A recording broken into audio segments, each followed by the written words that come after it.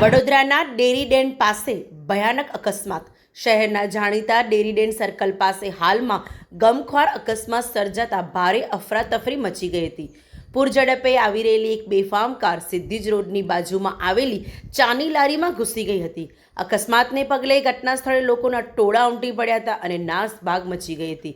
બનાવની જાણ થતાં સ્થાનિક પોલીસનો કાફલો ઘટના સ્થળે દોડી આવ્યો હતો। પોલીસે ટોળા પર નિયંત્રણ મેળવી આગળની તપાસ હાથ ધરી છે। ચા પીવા આવેલા મહિલાઓમાં પહોંચી ઈજા પહોંચેલને હોસ્પિટલ ખાતે ખસેડવામાં આવ્યા। કાર ચાલકની પોલીસે હાલ કરી અટકાયત।